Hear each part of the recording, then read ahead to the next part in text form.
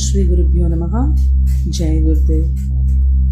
నా గురుమా పాదపద్మములకు అనంత కోటి సాష్టాంగ దండ ప్రణామములు సమర్పించుకుంటూ మన పరమేశ్వరి గురువు గారైన శ్రీ సహజానంద తీర్థుల వారిచే రచించబడిన శ్రీ గురుగీత నుండి 131వ శ్లోకము. ఇదంతు భక్తి భావేన పఠతే శృణుతే యది లిఖిత్వా తత్ ప్రదాతవ్యం దానం దక్షిణయా సహా. ఈ గురుగీత స్తోత్రం ఎవరైతే భక్తితో పఠిస్తారో, లేక వింటారో, లేక వ్రాసి దక్షిణతో దానం చేయుదురో వారి సంసారిక బాధలు దూరమగును. గురుగీతాత్మకం దేవి శుద్ధతత్వం మయోదితం భవవ్యాధి వినాశార్థం స్వయమేవ జపేత్ సదా. ఓ దేవి, నేను గురుగీతా రూపంలో శుద్ధతత్వమును నిరూపించాను.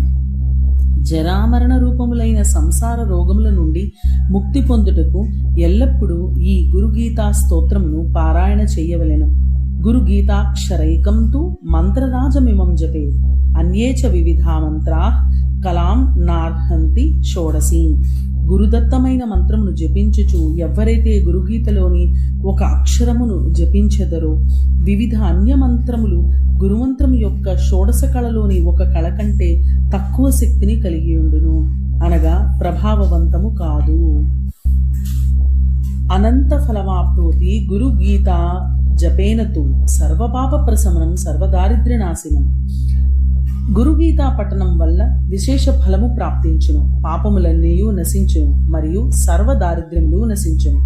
కాలమృత్యుభయహరం సర్వసంకటనాశనం యక్ష రాక్షస భూతానాం చోర వ్యాఘ్ర భయాపహం మహావ్యాధిహరం సర్వం విభూతి సిద్ధిదం భవేత్ అథవా మోహనం వశ్యం స్వయమేవ జపేత్ సదా. గురుగీతా పఠనం వల్ల కాల మృత్యు భయములు తొలగును, బాధలు పోవును, యక్ష రాక్షస భూత చోర సింహ భయములు తొలగును, మహారోగములు నాశనమగును, ఐశ్వర్యము సిద్ధించును, మోహన వశీకరణ ప్రయోగములు సఫలమగును. వీటన్నిటి నుండి ఫలితం పొందుటకు స్వయముగా గురుగీతను నిత్యము పారాయణ చేయవలేను. ఆసనములు వర్ణన. వస్త్రాసనేచ దారిద్ర్య పాషాణే రోగ సంభవ మేదిన్యాం దుఃఖమాప్నోతి కాష్టే భవతి నిష్ఫలం. కృష్ణాజినే జ్ఞానసిద్ధి మోక్షశ్రీ వ్యాఘ్రచర్మణి కుశాసనే జ్ఞానసిద్ధి సర్వసిద్ధిస్తు కంబలే.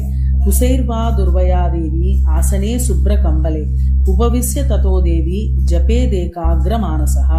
ఓ దేవి, ఏ ఆసనాలపైన కూర్చుని పారాయణ చేయటం వల్ల ఏ ఫలితాలు సిద్ధిస్తాయో చెబుతాను విను.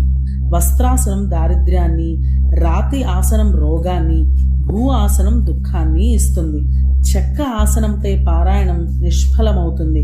నల్లని జింక చర్మంపై కూర్చుని చేసే పారాయణం జ్ఞానాన్ని ఇస్తుంది.